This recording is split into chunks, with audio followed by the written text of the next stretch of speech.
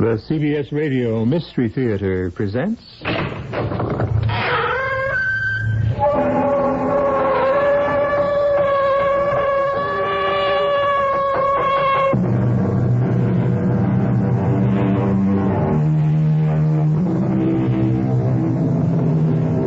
in. Welcome. I'm E.G. Marshall. Do you believe in ghosts? Oh, not necessarily the old-fashioned kind, dragging clanking chains behind them, the fetid odor of the grave, voicing the ghastly groans of souls in torment, or threatening some terrible supernatural justice that they intend to wield. I'm thinking of gentler ghosts who have your interest in mind, not your destruction. No consciousness yet, Kathy? No. How's the scope, nurse? T-waves are almost flat. What happened, Bruce? Potassium imbalance. She must have lost too much. Can we save her? We damn well better. Stephen Champion signed his death warrant for this child. She's got to come through. Stephen had every reason for living. He's got to have a decent one for dying.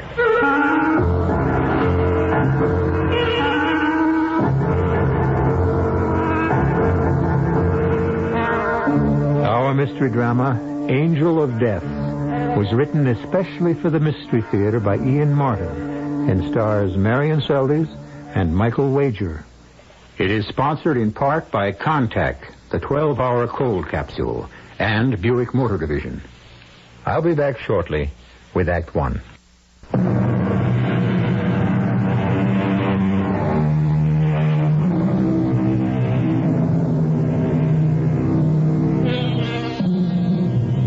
This is a story of the present and of the past, and in a couple of ways of the future as well. It is also a story of life and death, death both violent and accidental, and death that is natural and supernatural. It is a haunting story in the actual and also the figurative sense. It is a story of hope deferred and renewed. And it begins with a wildly emotional threat. I could kill you, Frank. Dee, darling, for Pete's sake, get hold of yourself. How could you dare? Everything I have to remember him by and cherish him by, you throw it out like discarded rubbish. Do you think it didn't tear my heart out to do it, too? I don't care what it did to you. All I know is what it did to me. You deliberately buried every memory I have of my son. Your son? Our son. If after what you've done can make you pretend he meant as much to you. I resent that. Well, I resent that you constitute yourself God. Or an amateur psychiatrist, whatever you think you are, to strip his room bare of all my memories. Dorothy, we lost our boy. I was involved, too, just as much as you. But to continue to keep Jimmy's room as a sort of shrine, that was sick. To moon over the first sleeping animals we gave him, the bat and glove, I was sentimental idiot enough to give him too soon. To keep it all intact like little boy Blue's room as if he was coming back. That's what was destroying us and destroying you. He was my only one. He's gone. But the doctors all said... The doctors. With your background, you should thank them. All right, once they saved my life. What could they do for our Jimmy? There's a world of difference between being totaled in a crash like Jimmy was and being rescued by medical science. 15 years ago, you'd have been just as dead if it wasn't for... What a terrible thing to say. I'm trying to bring you to your senses. Good Lord, Dorothy, do you think I can stand by and see our marriage fall apart? Over a tragedy that should have and did shake us both to bedrock, but that we have to overcome. I can't, Frank. Darling, Dorothy, please, listen to me.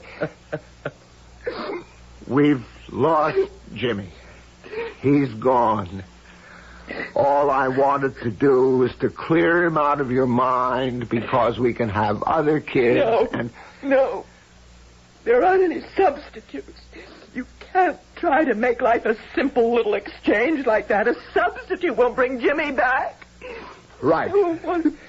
So why do you think I gave everything away of his, changed that unhealthy altar to a son we both once had into just another room in the house? I want you to forget Jimmy. I'll never forget him.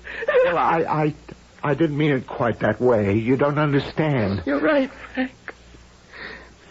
We don't understand each other any longer. I feel my life is over. You don't. So make the most of what you have left. Where are you going? Away. Out of it. A moment ago, I said a silly thing. I wanted to kill you.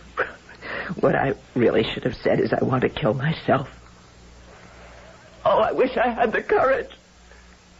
Because all I want to be is dead. Like my son. Dorothy! Dorothy! Where are you going? Dorothy! No! Come back! Come back!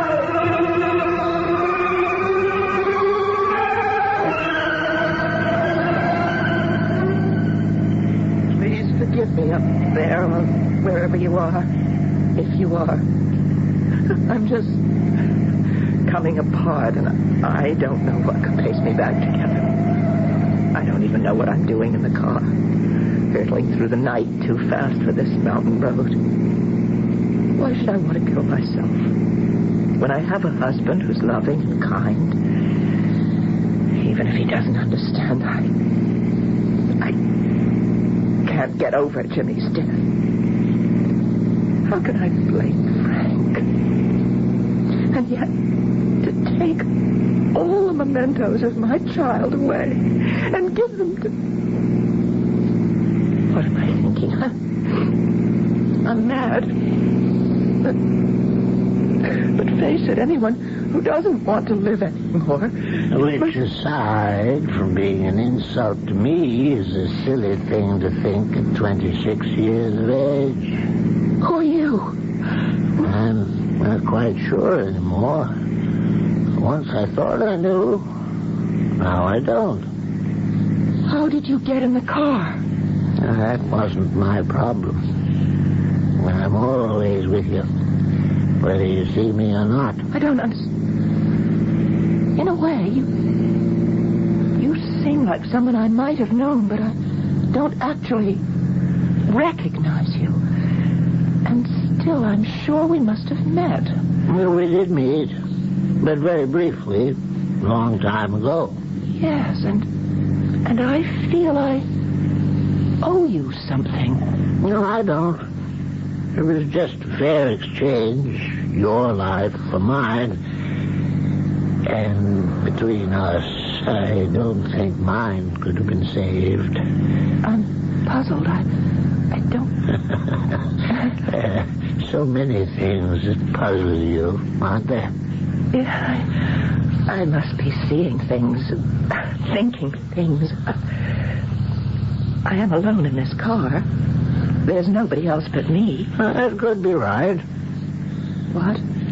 If you don't remember me, I guess I don't exist. You mean you're a ghost?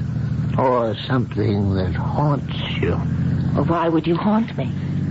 Because you called. I called? Yes. Something to do with your conscience, I might imagine. My conscience? I think it's troubling you. This is all crazy. Who are you? You still don't remember? Something... I must be mad talking to myself. You can't be here. There was nobody but me in the car when I got in. What are you doing here? Where are you from? From inside your mind, buried deep in the layers of memory. What am I here for? To save you from yourself. Well, what does that mean? You blame your husband for your son's death? Yes. Oh, No. You see, the thing that matters, the only thing that matters, is when Jimmy was lost, we lost each other. I'll never find my way back to Frank, to what we had. Jimmy stands in the way. He always will. And so you're running away into the night. To do what? Oh, I don't know how to get away from it. I can't stand that empty room. And an empty heart. You know you can't fill either of them up by running away. I know. Do you have some other idea? Did you want to kill yourself? No. Oh, no, I don't believe in that. Huh? Are you sure? Look at your knuckles. Dead white because your hands are clenched so tightly on the wheel.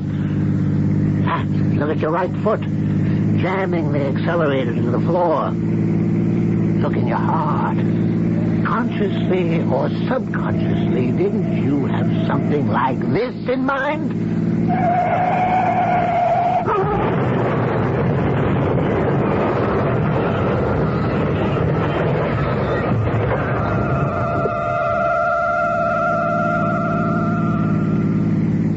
What happened? Nothing. Yet. I wanted to give you a glimpse of the future. And I did. You mean I'm going to crash? I mean, you could if you don't turn back. I can't. There's nothing for me either way I turn. I've lost it all. I just don't want to live. Well, I don't think that's quite fair to me. To you? What claim do you have on me? Maybe I'd better light up the past for you. Open your memory and tell you why I have, not a claim, but shall we say a vested interest in you. 16, perhaps 17 years ago, you were a little girl of 10 with a whole life ahead of you. And I was quite an old man, early in my 70s, with most of my life behind me. I never married Dorothy, and I never had a child. The nearest thing was a young man who was one of my medical students, and who, in the year that I'm talking about, was a pioneer in a process I helped to develop to save lives. Something taken for granted today, but in the late 50s, so new and so untried that it tied up 5 doctors who volunteered time for 8 to 10 hours at a stretch. I'll tell you about that later. That medical student I mentioned had just been made chief of surgical services of the Westfield Community Hospital here.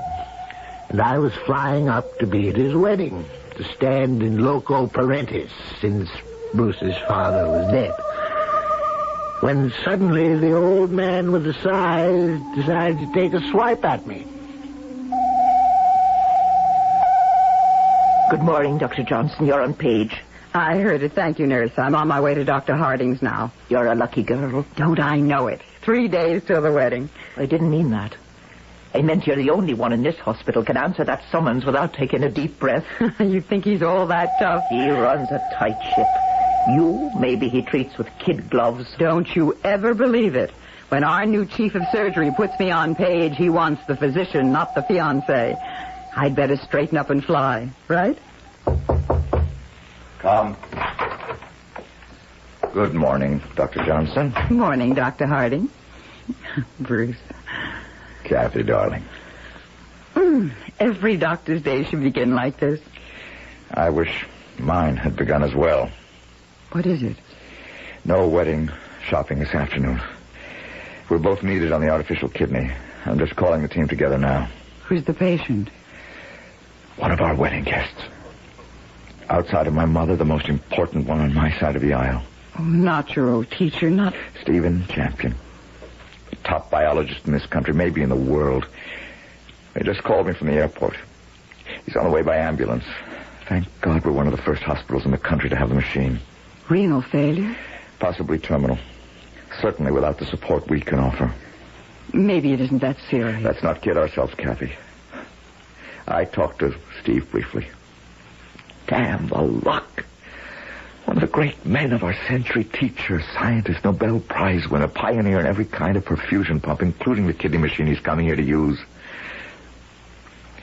And the nearest thing to a father I've ever known. Oh, don't sound so hopeless, darling. Face it, Kathy, he's not young. But, well, the way things go today, there's always hope. Stephen's given his whole life to medicine. The least we can do is try to save what's left of it for him.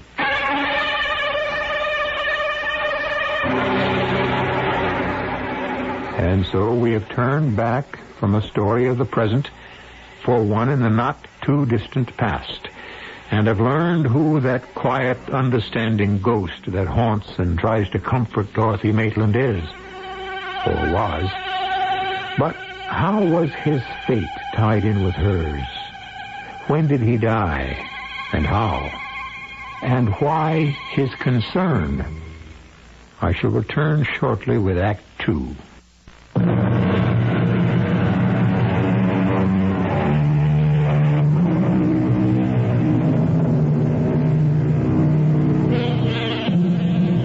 It is incredible to think that hemodialysis, or the artificial kidney, is a standard piece of supportive equipment available in any hospital today.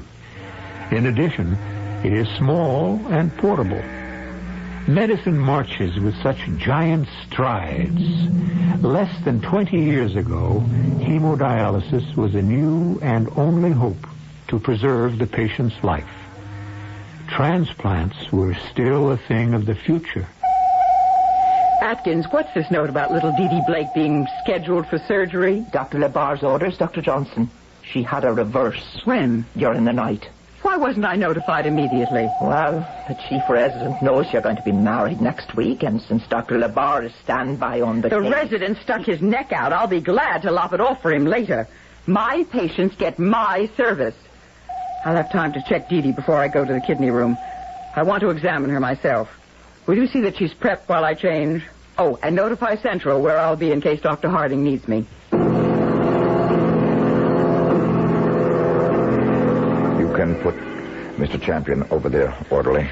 Brought me straight to the monster, huh, Bruce? The stop along the way, Steve. I examined you in the treatment room, ran off some tests. Oh, did you now? I don't remember that. I must be worse off than I thought. Am I? Just routine. I have to establish the balance of chemicals for the bath. Coming to the point, I think you know that I'm a hard man to con. I do. We owe each other the truth, don't we, Bruce? Yes, Steve. But you know it as well as I do. Yeah. I would have liked to see you married and drunk some of your champagne, but I have no other complaints. It's been a long road, and there has to be an end sometime. Not yet. Not by a long shot.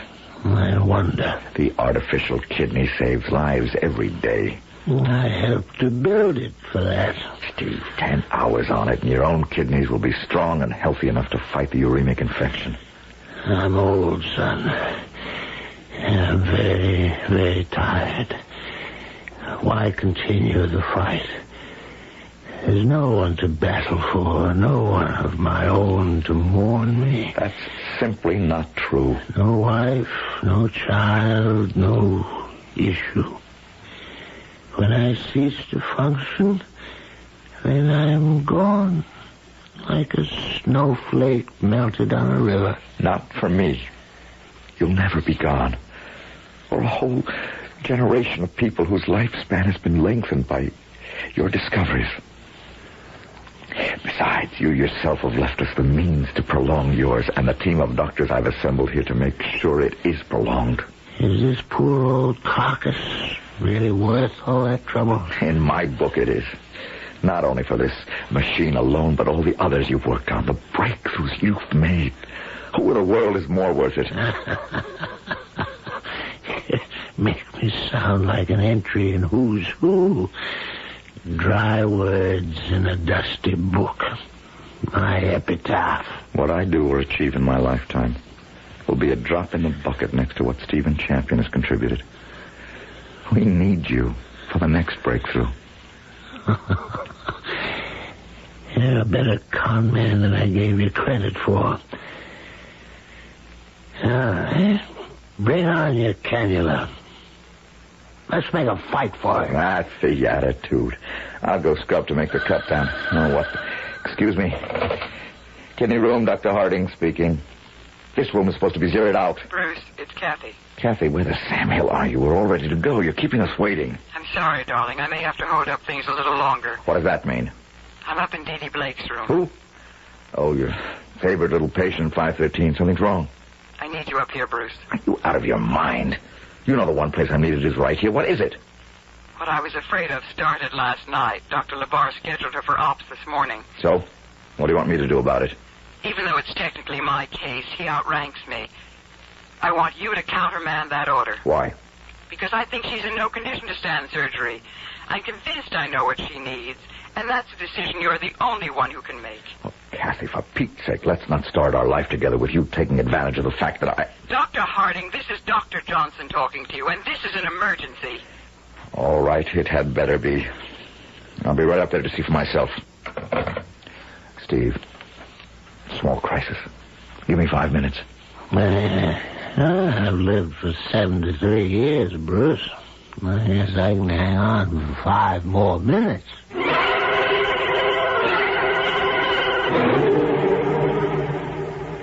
And I don't like doctors anymore. Even Dr. Johnson? Oh, not her. We're forever friends. We're also perennial pals, solid sidekicks, and bosom buddies. It's a game. You have to be illiterate to play it. That's with an A, not an I. Of course.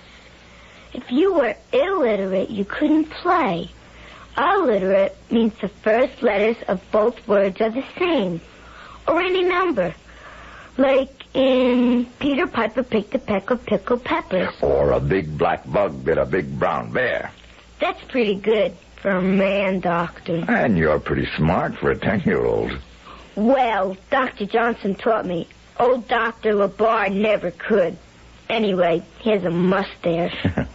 I'm glad Dr. Johnson doesn't. But you know, Dr. LeBar is a very good doctor. I don't think so. He wants to operate on me again. He told you that?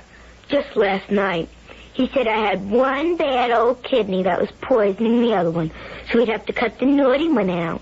He talks down. You know. But you won't let him, will you? Talk down? No, take it out. We'll try not to, Dee Dee. Do you mind if I ask Dr. Johnson some questions? Can I listen? If you want. But I bet you won't understand. What's the blood urea nitrogen in the last 5 days? Wednesday, 94. Thursday? 115. Friday, 138. Saturday? Same, but today, 225. What's the phosphorus count? 7.5. Renal acidosis. Low calcium. 6.8. Creatinine. 5.4. You don't sound like doctors. Oh? What do we sound like? Quarterbacks. Learning plays. I help my brother with his playbook. He's one. A doctor? No, a quarterback. He's only 15. I don't care. I'm so tired. Nurse, get her back on IV. Come over here, Kathy. What do you think, Bruce? I think LeBar was right. No question one kidney is seriously infected. I can tell that even from palpation. There's obvious bilateral involvement, not only indicated manually, but from the output. So you agree to the operation? Absolutely not. She's in no condition to take it. Then you know what the answer is. Hemodialysis. That's why I called you up here. After Stephen Champion. It could be too late. She could recover spontaneously. Dee Dee is young. It's her youth that concerns me. She's just a little girl with her whole life ahead of her. But Stephen Champion... Oh, darling, I know how much he means to you. What a terrible thing I have to say. But which is the most deserving? You cannot ask me to put Steve's life on the line. Yes, nurse, what is it? It's Dee. She's gone into coma. I'll handle this, Kathy. Check Mr. Champion downstairs. I'll be with you the first moment I can. You want me to set up the kidney machine for Dee instead? I don't know. How can I ask a man like Stephen Champion to risk giving up his life? Me, of all people. How can you ask a child to give up her right to it? Oh, my darling, why must I be the one to ask you to make such a decision?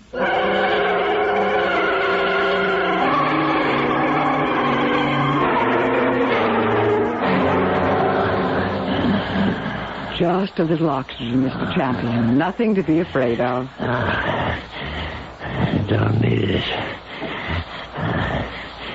At my age, there's nothing left to be afraid of. Or everything. Who are you? I'm Dr. Johnson. No, you're not. You're Kathy. Sorry I held things up. That's all right. Now, you're the girl Bruce Harding's going to marry. Guilty as charged. Oh, no. Life is for the young. And I wish you all its wonder. Bruce will be right down. It's my fault he's delayed. I'm sorry. I'm not. It gives me a chance to talk to you a moment. Just tell me about this little patient of yours. Why do you want to talk about Dee Blake? I have my reasons. Female? Most definitely.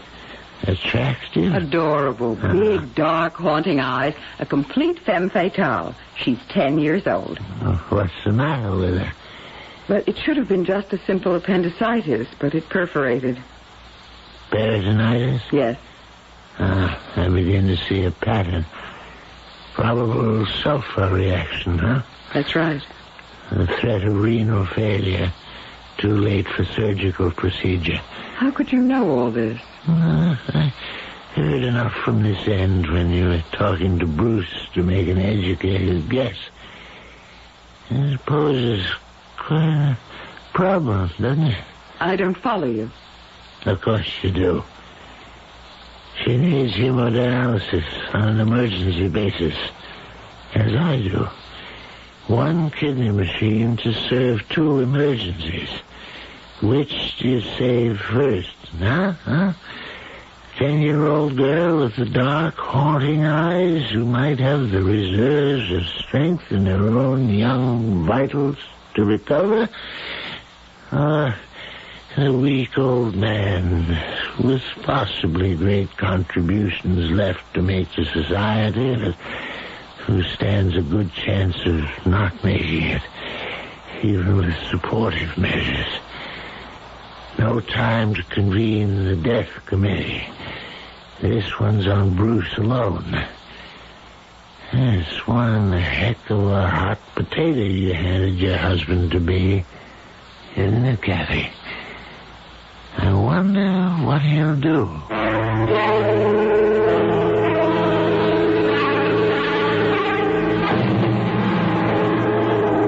The old man's blue eyes are still piercing under the shaggy brows, in spite of his weakness. Kathy is held immobilized, aware now that her fondness for her own patient has forced an unbearable choice on the man she loves. I'll return shortly with Act 3.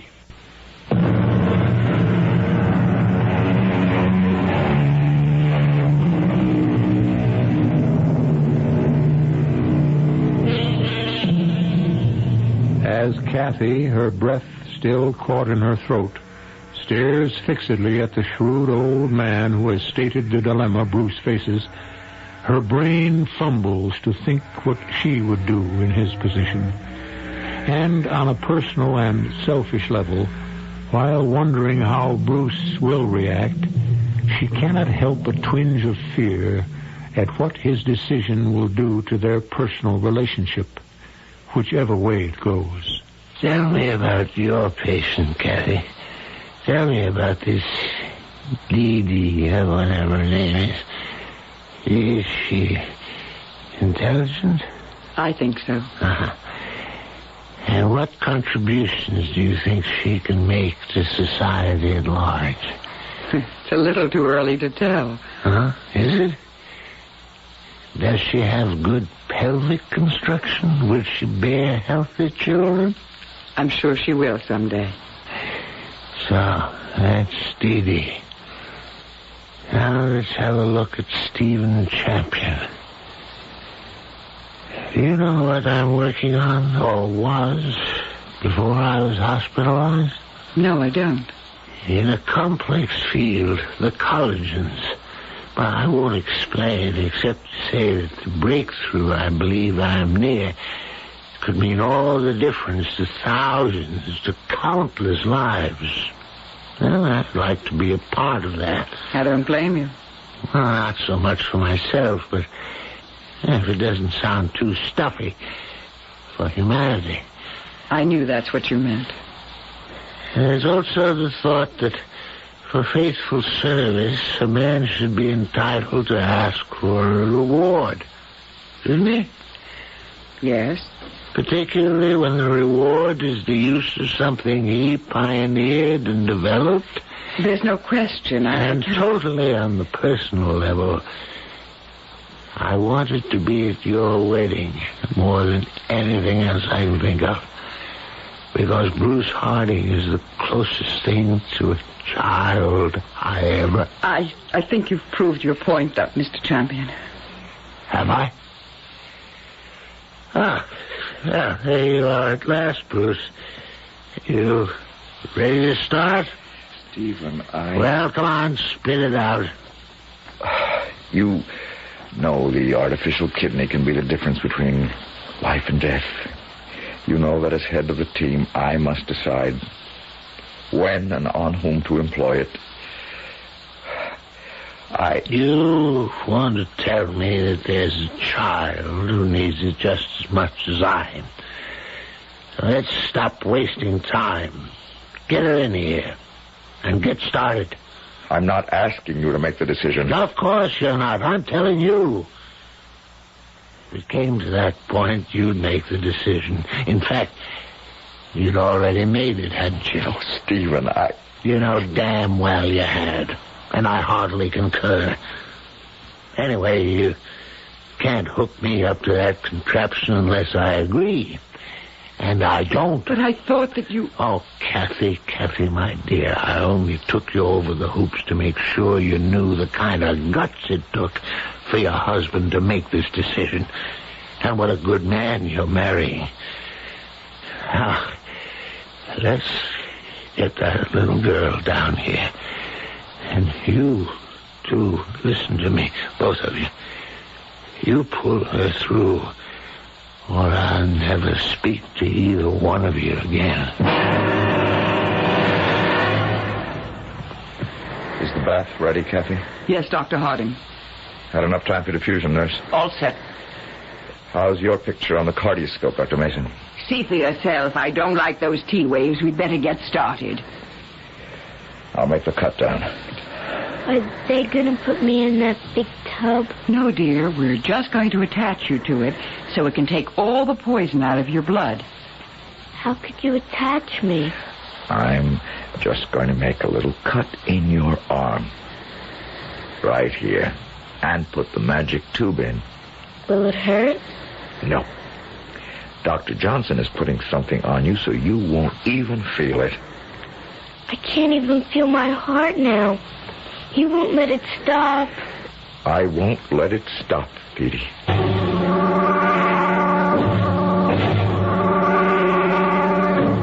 How long have they been down with the little girl, nurse? Only a couple of hours, Mr. Champion. A long time to go.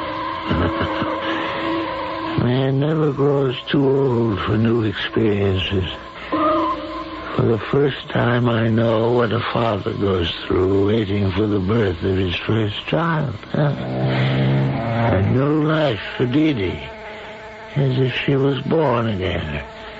And I had a part in it, almost as if she were my little girl. That's right. Close your eyes and rest. No, not to rest. To pray.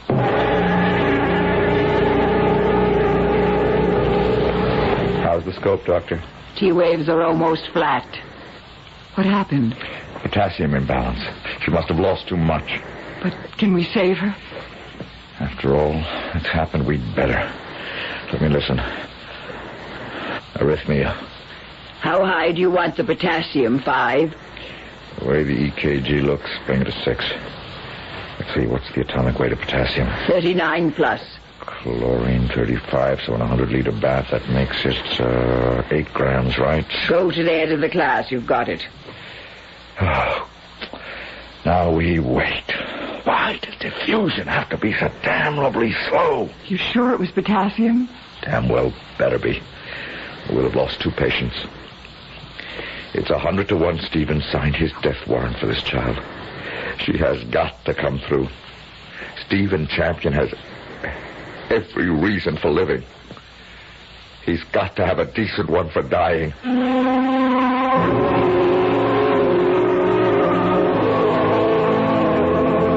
Morning, Stephen.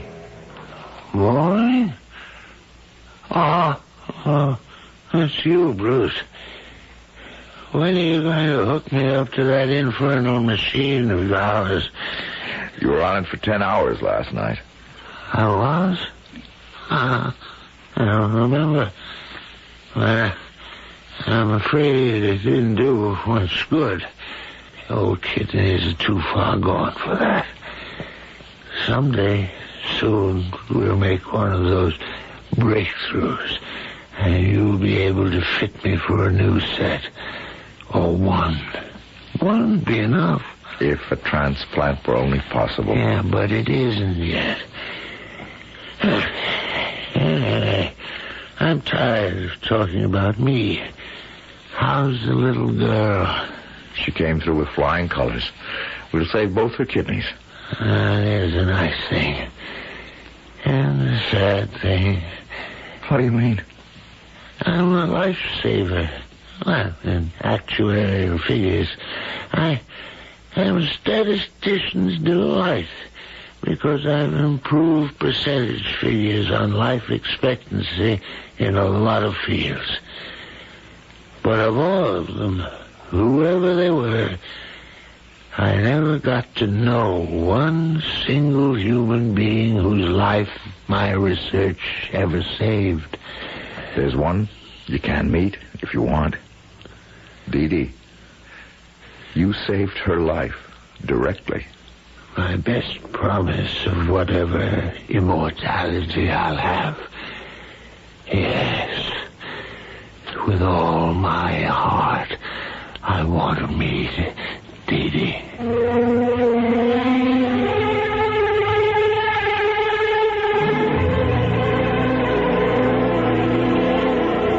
So, you're Dee Dee. Yes, Mr. Champion. How you feel, Dee Dee? Real good, thanks. How do you? Oh, tolerable. If you want to feel real good like me, you should have Dr. Johnson and Dr. Hardin fix you up. That's just what I aim to do. They're a team. And a good one. The only thing is, they take an awful long time, and a person gets pretty tired. Maybe it's time for you to go, huh? Well, I don't mean to be, but I am real sleepy. Come to think of it, so am I. Bye-bye, Dee Dee. Bye, Steve. Get a good, long rest. Sleep tight, Steve. That's just what I'll do, Dee Dee. You can take her upstairs now, nurse. And close the door. Bruce. Mr. Champion. I I know, Kathy. Steve? Sleep tight, Steve. No woman ever said that to me, but that little girl. When I never had. We've got to get you back on the kidney. Wouldn't help. It doesn't matter. Let the rest of them find the breakthroughs. I'm happy. You may be going to get married, Bruce, but I beat you to it, boy. Beat me to what? Handing out the cigars. I finally became a father.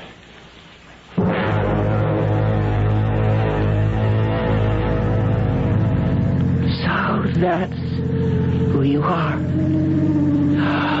That means you are dead. You're a ghost. Oh, I can think of pleasanter terms. Let's say your guardian angel. Why don't you pull over and park in that turnaround up ahead?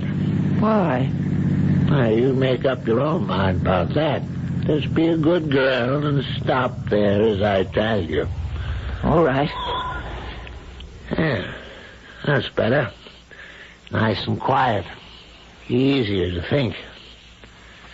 I remember everything now. I was so sleepy I didn't understand why I had to go and meet you. I owe you my life. You don't really owe me anything, Dee. Except that in you I borrowed a little piece of immortality as long as you lived. Of course, if you don't, I lose that. Now I have to go. No, wait. How can I go back? I haven't the courage. I need help. You don't need help except from within yourself. You see, I really am a ghost, Dee. I don't exist. Except in some dim, buried subconsciousness, perhaps. I never was there. But I've been talking to you. And just talking to you. You've come to a decision. If you have, it's your own. Don't you see? The only one you've been talking to is yourself. Yourself.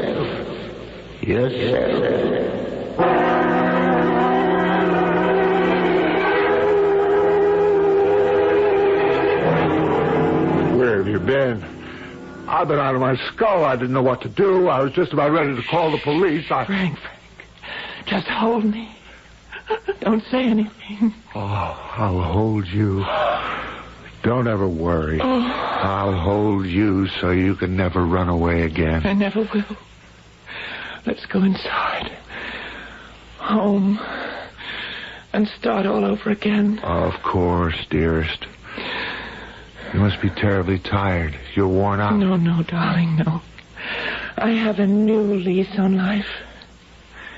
I'm looking for a new little boy who's going to be called Stevie. I'll even settle for a girl. We'll call her Stephanie. Come on, darling. Come, Frank. Where? You and I are going to build another piece of immortality for someone. You and I are going to have a new baby.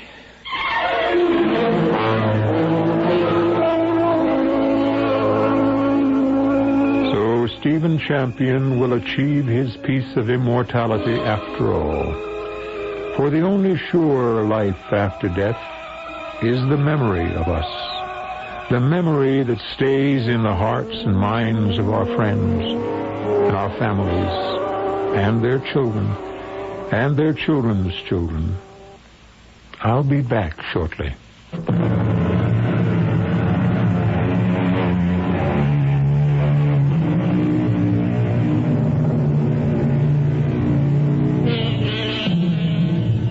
Did Dee Dee really see a ghost in the car? Or was it just the evocation of a memory buried and forgotten in childhood, but still haunting the corridors of the mind? Doesn't really matter, does it? For ghosts are real. All of us carry them within us. Nor should the word ghost be feared. The most persistent of them are a heritage of our parents' love. As Steve said, a better name would be guardian angels. Our cast included Michael Wager, Marian Seldes, Robert Dryden, Hetty Galen, and Shelly Bruce. The entire production was under the direction of Hyman Brown. And now, a preview of our next tale. I heard that somebody lifted it. Rest assured that by now Colonel Poulos has received information from Interpol and is probably looking for you too. Now, you will give me the sacred rope or I will kill you here and now. All right, now, hold it a second, will you? Naturally, when I kill you, the young lady cannot be allowed to exist as a witness.